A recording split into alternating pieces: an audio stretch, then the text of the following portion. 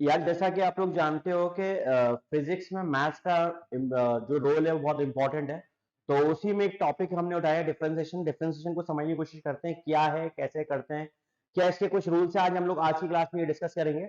और डेफिनेटली मुझे पूरी उम्मीद है कि क्लास आप लोग के लिए बहुत ज्यादा इंपॉर्टेंट और बहुत ज्यादा आपको सीखने को मिलेगा। अगर मैं डिफरेंशिएशन की बिल्कुल बेसिक डेफिनेशन की बात करूं, बिल्कुल बेसिक बात करूं, तो ये क्या है? Instantaneous rate of change of one quantity with respect to other quantity. ठीक है, जैसे ही एक क्वांटिटी चेंज होगी दूसरी क्वांटिटी के चेंज होने के साथ, इंस्टेंटेनियस वर्ड यूज किया है बेटा, तो इंस्टेंट चेंज को हम देखेंगे। क्या देखेंगे?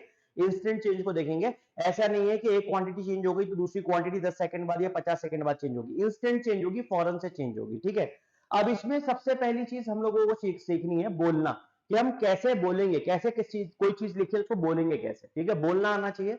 जब हम किसी चीज को बोल सकते हैं तो उस चीज को हम डेफिनेटली कर भी सकते हैं। जैसे कि फॉर एग्जांपल मैंने लिखा dy बाई dx, मैंने लिखा dy by dx। dy by dx का मतलब क्या होगा? dy बाई dx का मतलब होगा बेटा rate of change of y with respect to x। ठीक है, WRT is with respect to. ठीक है, तो dy बाई dx का मतलब क्या होगा? Rate of change of y with respect to x। ठीक है, मैंने लिखा dv बाई dt। अगर मैं कहता हूं यहां पर v वॉल्यूम है और t टाइम है, तो इसको मैं क्या बोलूंगा? Rate of change of volume, rate of change of volume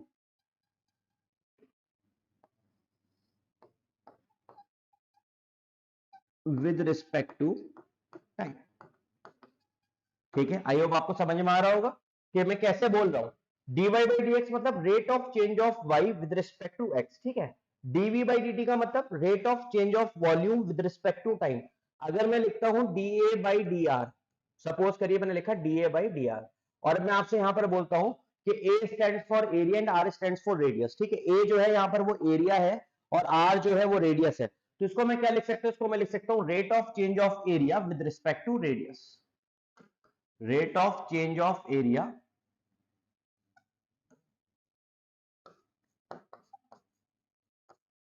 with respect to radius. I hope कि आप बोलना सीख गए होंगे। अगर आपको बिल्कुल भी डिफरेंशिएशन नहीं आता है तो एटलीस्ट हमें बोलना आना चाहिए कि dy बाई dx का मतलब rate of change of y with respect to x। dv by dt का मतलब अगर v वॉल्यूम है t टाइम है तो rate of change of volume with respect to time. और अगर मैं लिखता हूं dA बाई dr यानी कि a एरिया है और अगर r रेडियस, तो rate of change of area with respect to radius. तो ये ऐसे हम लोग इसको बोलते हैं। ठीक है, तो आई होप आपको इतनी बात मेरी समझ में आ गई होगी। आगे बढ़ते हैं। अब जैसे फॉर एग्जांपल मैंने एक बीकर ले लिया। ठीक है, और इस बीकर में मैं भर देता हूं पानी।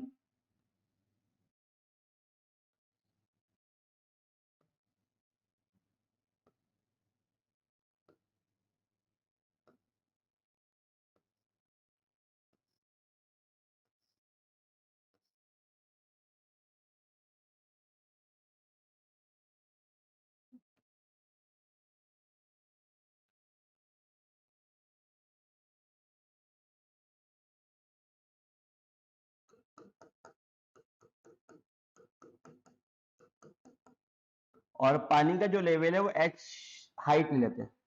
ठीक है, इस तरीके से मैंने ले लिया। ठीक है, अब मैं आपसे बात कर रहा हूं dh बाई dt की। किसकी बात कर रहा हूं? dh by dt। तो सबसे पहले हमें यह समझना पड़ेगा कि dh बाई dt में बोलना क्या चाह रहा हूं। तो dh बाई dt का मतलब होता है rate of change of height with respect to time. Rate of change of height, rate of change of height with respect to time. अब थोड़ा सा आगे बढ़ते हैं, थोड़ा सा प्रोसेस को आगे बढ़ाते हैं। अब यहां पर आप देखोगे कि इस बीकर में पानी जा रहा है, इस बीकर में पानी जा रहा है। तो जब इस बीकर में पानी जाएगा तो वाटर का जो लेवल है, जो एच है, वो बढ़ेगी, हाइट बढ़ेगी। तो इस कंडीशन में डीएच बाई डी टी की वैल्यू जो आएगी, इस कंडीशन में डीएच बाई डी टी की वैल्यू जो आएगी वो आएगी बेटा पॉजिटिव। इस कंडीशन में डीएच बाई डी टी की जो वैल्यू आएगी वो आएगी पॉजिटिव। ठीक है, और डीएच बाई डी टी की वैल्यू पॉजिटिव आना क्या बता रही है? डीएच बाई डी टी की वैल्यू पॉजिटिव आने का मतलब ये that height is increasing with time. Height is increasing with time. ठीक है, एक बार फिर से सुन लीजिए, dh by dt का मतलब क्या, rate of change of height with respect to time. अब अगर मैं कहता हूं कि इस बीकर में पानी जा रहा है तो डेफिनेटली वाटर का लेवल धीरे धीरे बढ़ रहा होगा, तो इसमें dh by dt का जो वैल्यू आएगा वो पॉजिटिव आएगा, dh by dt की वैल्यू जो आएगी वो आएगी पॉजिटिव। और dh by dt की वैल्यू पॉजिटिव आना मतलब वाली है, बिना मतलब की मतलब वाली है, और उसका मतलब ये निकलता है that height is increasing with time. ठीक है, हाइट जो है वो इंक्रीज कर रही है टाइम के साथ। ठीक है, अब मैं ऐसी एक कंडीशन बना लेता हूं, मेरे पास एक बीकर हो कुछ इस तरीके से, और इसमें मैं पानी भर देता हूं।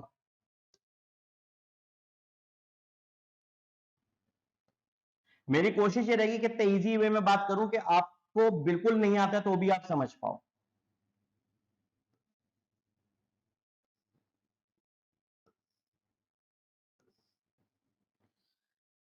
मैंने इसको एच हाइट तक भरा ऐसे।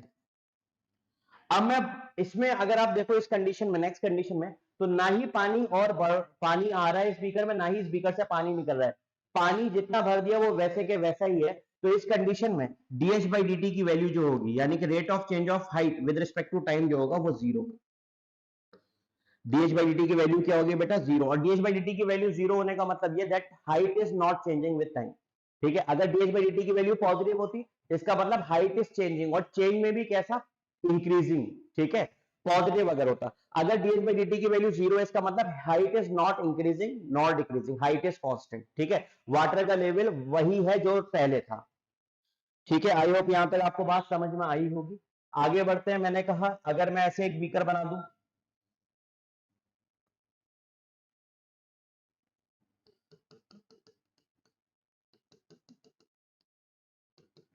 और इसमें मैंने वाटर भर दिया,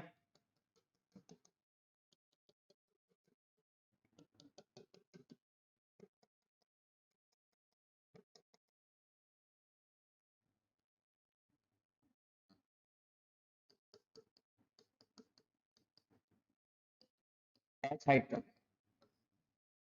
ठीक है, तो ये जो पानी बीकर के अंदर जा रहा है इसको मैं बोलता हूं इनफ्लो। मैंने बोल दिया इसको इनफ्लो, और इनफ्लो मैंने कह दिया कम है। और ये जो पानी इस बीकर से आप देख रहे हो बाहर निकल रहा है इसको बोल दिया मैंने आउटफ्लो। और आउटफ्लो जो है बेसिकली क्या है, ज्यादा है। तो आप खुद लॉजिकली सोचो, जितना अमाउंट ऑफ वाटर एंटर कर रहा है उससे ज्यादा अमाउंट ऑफ वाटर बाहर निकल रहा है। तो ऑब्वियस है कि जो इसका, अगर मैं जैसे फिर से बोल रहा हूं कि जितना अमाउंट ऑफ वाटर एंटर कर रहा है इस बीकर के अंदर उससे ज्यादा अमाउंट ऑफ वाटर बाहर निकल रहा है इस बीकर से, तो ऑब्वियस है कि जो इसका वाटर लेवल यानी कि जो इसकी हाइट है वो डिक्रीज करेगी टाइम के साथ। तो इसका dh by dt की जो वैल्यू आएगी, rate of change of height with respect to time की वैल्यू जो आएगी वो आएगी निगेटिव, वो आएगी निगेटिव। और निगेटिव का मतलब ये होगा that height is decreasing with time, height is decreasing with time. I hope आपको मेरी बात समझ में आई होगी। मैं एक बार फिर से रिपीट कर देता हूं कि जो है बेसिकली बीकर में पानी जा रहा है निकल नहीं रहा है, तो आप देखोगे टाइम के साथ वाटर का जो लेवल है वो बढ़ेगा। तो dh by dt क्या है, rate of change of height with respect to time. dh by dt क्या है बेटा, rate of change of height with respect to time. ये मैंने आपको बोलना सिखाया था इससे पहले वाली स्लाइड में। और अगर h की वैल्यू बढ़ रही है तो इस कंडीशन में जो dh by dt की वैल्यू आएगी वो पॉजिटिव आएगी, और dh by dt की वैल्यू पॉजिटिव आने का मतलब है, और वो मतलब ये है that height is increasing with time. ठीक है, अब मैंने सेकंड केस लिया, this is the case number first, this is the case number second. Case number second में मैंने बीकर में पानी भर दिया और पानी की हाइट जो है वो एच लेवल तक मैंने वाटर को भरा है। अब इसमें ना ही वाटर ऐड हो रहा है ना ही वाटर निकल रहा है, मतलब ना ही वाटर आ रहा है किसी सोर्स से ना ही वाटर निकल रहा है इस बीकर से, यानी कि इसका जो वाटर का लेवल है वो एज इट इज ही रहेगा। तो इस कंडीशन में जो rate of change of height with respect to time होगा यानी कि dh by dt जो होगा वो जीरो होगा, यानी कि height is not changing with time. मतलब height is not changing with time मतलब height is not increasing not decreasing. ठीक है, अब इस वाली थर्ड कंडीशन में अगर हम देखें तो इस थर्ड कंडीशन में वाटर इस बीकर में बढ़ भी रहा है और निकल भी रहा है, इस बीकर से पानी निकल भी रहा है, इस बीकर से पानी, इस बीकर में पानी किसी टैप के थ्रू आ भी रहा है। ठीक है, तो अगर हम देखेंगे तो अमाउंट ऑफ वाटर जो इंटर कर रहा है वो मैंने बोला इनफ्लो, और इनफ्लो मैंने बोल दिया कम है, और जो अमाउंट ऑफ वाटर निकल रहा है इस बीकर से उसको मैंने बोल दिया आउटफ्लो, और आउटफ्लो ज्यादा है। तो इनफ्लो कम होना है और आउटफ्लो ज्यादा है अगर, तो वाटर का लेवल टाइम के साथ डिक्रीज होगा। अगर वाटर का लेवल टाइम के साथ डिक्रीज होगा तो इस कंडीशन में rate of change of height with respect to time, यानी कि डीएच बाई डी की वैल्यू जो आएगी वो नेगेटिव आएगी। और डीएच बाई डी की वैल्यू अगर नेगेटिव आ रही है तो इसका सीधा सीधा मतलब ये होगा कि height is decreasing with time. ठीक है, तो आई होप आपको ये स्लाइड क्लियर हो गई होगी, कैसे हम लोग जज करेंगे डीएच बाई डी पॉजिटिव है, नेगेटिव है, जीरो है, और उसका हमारे लिए क्या मतलब है, वो सब बातें आपको क्लियर होंगी। ठीक है, आगे बढ़ते हैं। अब मैं आपको बताता हूं, अगर आप किसी कांस्टेंट टर्म का, अगर आप किसी कांस्टेंट टर्म का डिफरेंशिएशन करते हैं, अगर आपको मोटे मोटे तौर पे समझना है कांस्टेंट टर्म क्या होगी, तो कांस्टेंट टर्म एक ऐसी टर्म जो कि चेंज ना हो। जैसे फॉर एग्जांपल कोई भी नंबर 5 ले लीजिए, तो 5 5 ही रहेगा, चाहे आज बात करो, चाहे कल बात करो, चाहे 10 साल बाद बात करो, तो 5 विल रिमेन 5। ठीक है, 5 इज अ कांस्टेंट टर्म। ठीक है, तो किसी भी कांस्टेंट टर्म का अगर हम डिफरेंशिएशन करते हैं तो याद रखिएगा बेटा, उस कांस्टेंट टर्म का डिफरेंशिएशन हमेशा जीरो आता है। उस कांस्टेंट टर्म का डिफरेंशिएशन हमेशा जीरो आता है। जैसे कि मैंने एग्जांपल लिया था आपको समझाने के लिए 5 का, तो उसी एग्जांपल को मैं आपको लेके दिखा देता हूं।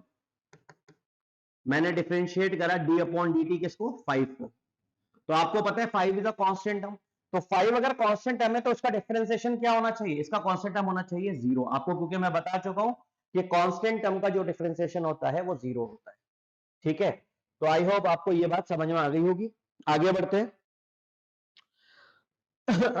देखिए, अब इसमें आता है रूल नंबर 1 जो आपको ध्यान रखना है। मैंने कहा आपको डिफरेंशिएट करना है x की पावर n को, आपको डिफरेंशिएट करना है किसको, x की पावर n को, तो इसको ऐसे लिखते हैं।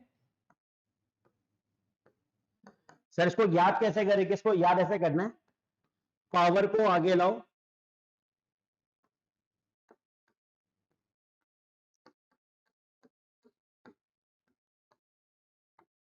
पावर को आगे लाओ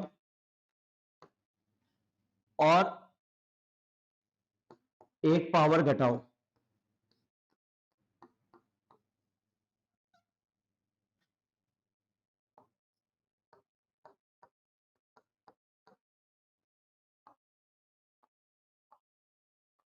इसको हम लोग इस तरीके से याद कर सकते हैं बेटा। ठीक है, पावर को आगे लाओ, पावर में एक घटाओ। ठीक है, पावर को आगे लाओ तो आप देखोगे कि x की पावर n है, तो मैं पावर को आगे लाया और पावर में एक घटाया, तो इसको आप सिंपल इस तरीके से याद कर सकते हैं रूल नंबर 1 को, कि पावर को आगे लाओ, पावर में एक घटाओ।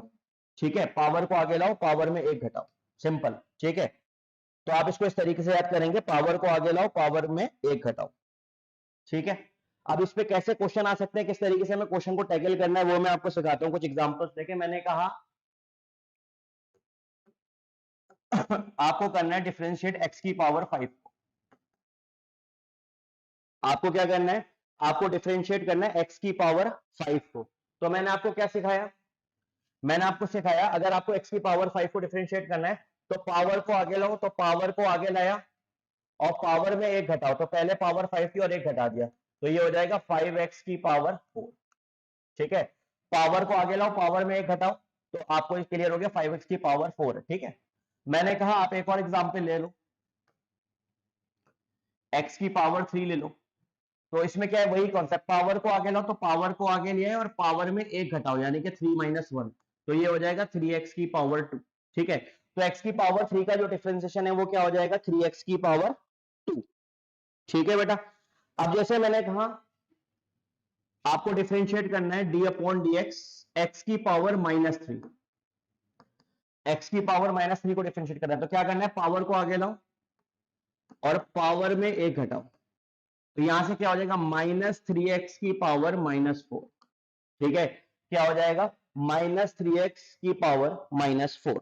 Is this clear to you, -3x की पावर -4। ठीक है, तो x की पावर -3 का डिफरेंशिएशन क्या आएगा, -3x की पावर -4। सिंपल, हर जगह आप देखोगे ये जो मैंने 3 क्वेश्चंस कराए इसमें आपको दिख रहा होगा दैट पावर को आगे लाओ, पावर में एक घटाओ। ठीक है, ये सिंपल हम लोग फंडा फॉलो करें। मैंने कहा ऐसे कर लो, D upon D X 1 upon X की पावर 2। ठीक है, D upon D X 1 upon X की पावर 2। मैंने कहा इसको डिफरेंशिएट करो, तो इसको कैसे डिफरेंशिएट कर सकते हैं, क्या मैं इसको ऐसे लिख सकता हूं, D upon D x x की पावर -2, ऑब्वियस है कि x की पावर 2 नीचे डिनोमिनेटर में पॉजिटिव है तो न्यूमरेटर में ले लेंगे तो -2 हो जाएगी। और यहां से आप देखोगे तो आपने ऐसा क्वेश्चन सॉल्व कर रखा है x की पावर -3 में, तो x की पावर -2 को अगर डिफरेंशिएट करना है तो कैसे करेंगे, पावर को आगे लाओ और पावर में 1 घटाओ, तो ये हो जाएगा -2x की पावर -3। तो x की पावर -2 का डिफरेंशिएशन क्या हो जाएगा बेटा, -2x की पावर -3। तो आपको ये रूल नंबर 1 क्लियर हो गया होगा आई गेस, क्या क्या करना है।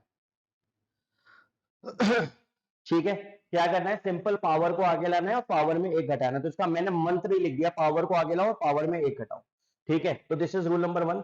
आगे बढ़ते हैं बेटा। ऑलराइट, आपको डिफरेंशिएशन बहुत ज्यादा यूज करना है। जैसे फॉर एग्जांपल आप न्यूटन्स लॉज ऑफ मोशन पढ़ेंगे तो आप पढ़ेंगे F is equal to dp upon dt। dp upon dt मतलब rate of change of momentum with respect to time. Rate of change of momentum with respect to time. ठीक है, आप velocity पढ़ेंगे, velocity is equal to dx by dt, यानी कि rate of change of displacement with respect to time. आप acceleration पढ़ेंगे dv upon dt, यानी कि rate of change of velocity with respect to time. यानी कि डिफरेंशिएशन का साथ हमारा फिजिक्स में थ्रू आउट चलेगा। ठीक है, तो डिफरेंशिएशन से क्वेश्चन कितने आते हैं, अगर आप मुझसे ये पूछेंगे फिजिक्स में, तो डिफरेंशिएशन से डायरेक्ट क्वेश्चन नहीं आते, बट डिफरेंशिएशन पे बेस्ड क्वेश्चन बहुत आते हैं। तो हमें डिफरेंशिएशन अच्छे से आना चाहिए। Is this clear to you? ठीक है, आगे बढ़ते हैं। अब मैंने आपको रूल नंबर 1 पढ़ा दिया, पावर को आगे लाओ, पावर में 1 घटाओ। अब रूल नंबर 2 पे मूव करते हैं, और रूल नंबर 2 ये कहता है, रूल नंबर 2 ये कहता है कांस्टेंट टर्म का डिफरेंशिएशन हमेशा 0। किसी भी कांस्टेंट टर्म का अगर आप डिफरेंशिएशन करते हो, किसी भी कांस्टेंट टर्म का अगर आप डिफरेंशिएशन करते हो, वो हमेशा क्या होगा, 0 होगा। किसी भी कांस्टेंट टर्म का आप अगर डिफरेंशिएशन करते हो बेटा, तो उस कांस्टेंट टर्म का जो डिफरेंशिएशन होगा वो हमेशा क्या होगा, 0 होगा। जैसे फॉर एग्जांपल मैंने कहा मैं डिफरेंशिएट कर रहा हूं x की टर्म्स में किसी कांस्टेंट टर्म, या मैं कहूं कि मैं डिफरेंशिएट कर रहा हूं किसी कांस्टेंट टर्म को t की टर्म्स में, या मैं अगर आपसे बोलूं कि मैं डिफरेंशिएट कर रहा हूं किसी कांस्टेंट टर्म को y के टर्म्स में, तो मैं कैसे भी डिफरेंशिएट कर लूं, अगर कांस्टेंट टर्म है, अगर कांस्टेंट टर्म है, तो उस कांस्टेंट टर्म का डिफरेंशिएशन हमेशा 0 होगा। तो तीनों ही केस में रिजल्ट 0 आएगा, क्योंकि मैं आपको बता चुका हूं कांस्टेंट टर्म का डिफरेंशिएशन हमेशा 0 होगा।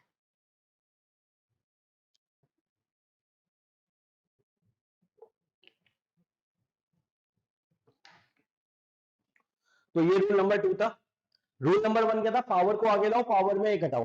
पावर को आगे लाओ, पावर में 1 घटाओ। रूल नंबर 2 क्या है, किसी भी कांस्टेंट टर्म का डिफरेंशिएशन करेंगे तो वो हमेशा क्या आएगा, 0। किसी भी कांस्टेंट टर्म का अगर हम डिफरेंशिएशन करेंगे तो रिजल्ट हमेशा क्या आएगा बेटा, 0।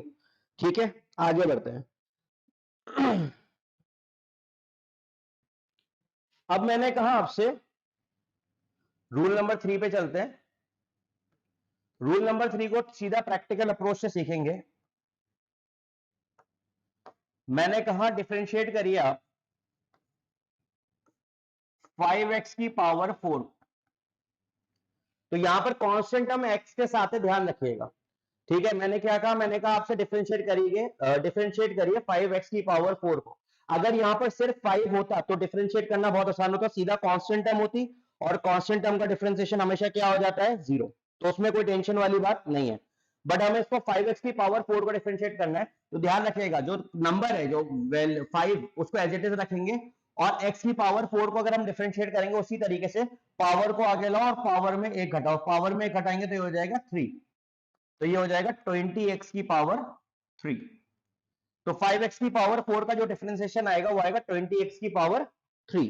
ठीक है, अब मैंने कहा आपसे आप डिफरेंशिएट करो d upon dx 5/x⁻3।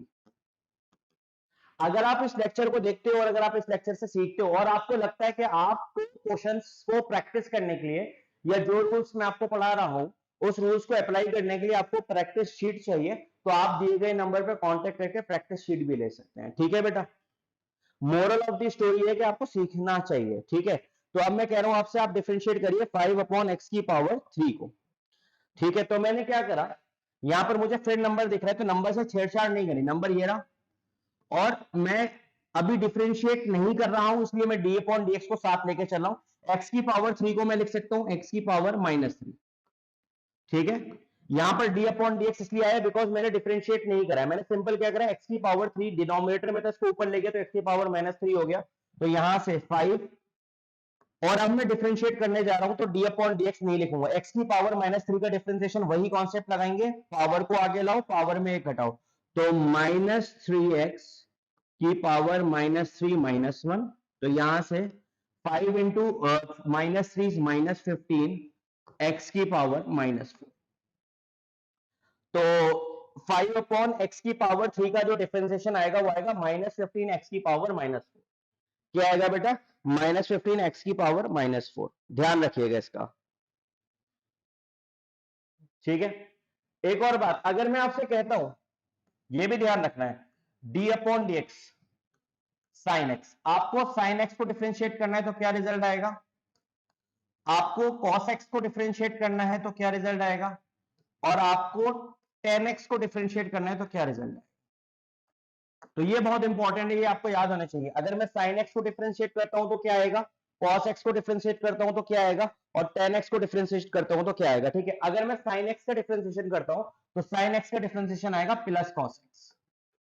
sin x का डिफरेंशिएशन क्या आएगा बेटा, plus cos x। cos x का डिफरेंशिएशन आएगा माइनस sin x। प्लस और माइनस का ध्यान रखिएगा, बाहर मोस्ट ऑफ दी स्टूडेंट के साथ ये होता है कि दे नो कि sin x का डिफरेंशिएशन cos x है, बट वो कंफ्यूज होते हैं प्लस में या माइनस में। cos x का डिफरेंशिएशन उनको पता है sin x होगा, बट प्लस में या माइनस में तो कंफ्यूजन हो जाता है। तो आपको ध्यान रखना है, sin x का डिफरेंशिएशन प्लस cos x होता है, cos x का डिफरेंशिएशन माइनस sin x होगा, tan x का डिफरेंशिएशन sec स्क्वायर x होगा। tan x का डिफरेंशिएशन क्या होगा बेटा, sec स्क्वायर x। ये बहुत बेसिक चीजें हैं जो आपको ध्यान रखनी है, बाकी टाइम टू टाइम मैं आपको बताता चलूंगा कि किसका डिफरेंशिएशन क्या होगा। जैसे फॉर एग्जांपल मैंने कहा d/dx, मतलब मैं डिफरेंशिएट कर रहा हूं e की पावर x को, तो e की पावर x का डिफरेंशिएशन e की पावर x ही होगा, e की पावर x का डिफरेंशिएशन e की पावर x ही होगा। सिंपल, आपको एक बार मैं फिर से बता दे रहा हूं, रूल नंबर 3 थोड़ा सा कॉम्प्लेक्स हो रहा है रूल नंबर 1 और रूल नंबर 2 के कंपैरेटिवली, तो मैं आपको बता दे रहा हूं फिर से, है ना। रूल नंबर 1 क्या था, पावर को आगे लाओ पावर में एक घटाओ, सिंपल था। दूसरा रूल ये कहता था कि अगर मैं किसी कांस्टेंट टर्म का डिफरेंशिएशन करता हूं, अगर मैं किसी कांस्टेंट टर्म का डिफरेंशिएशन करता हूं तो उसका रिजल्ट हमेशा 0 आएगा। रूल नंबर 3 ये कहता है कि सपोज करो कि मैंने आपको 5x की पावर 4 दिया और 5x की पावर 4 को आपको डिफरेंशिएट करना है, तो जो न्यूमेरिक वैल्यू है, जो नंबर है, उसको आप एज इट इज लो और x की पावर 4 को डिफरेंशिएट करो as per the rule number 1, यानी कि पावर को आगे लाओ पावर में एक घटाओ, तो उससे क्या आ जाएगा 20x की पावर 3। अब मैंने कहा आपसे 5/x की पावर 3 को डिफरेंशिएट करो, तो हम क्या कर सकते हैं कि 5 ये रहा और d/dx x की पावर 1/x की पावर 3 लिखने की जगह मैंने x की पावर -3 लिख दिया।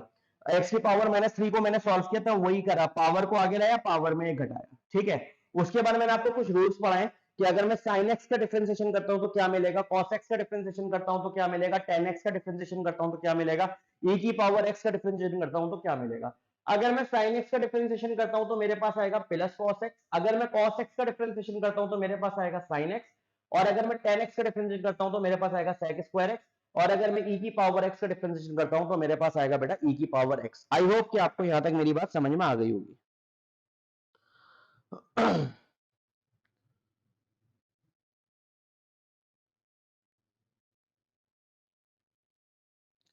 ठीक है भाई, तो ये कुछ 3 रूल्स थे, 3 बेसिक्स थे जो मैंने आपको बता दिए।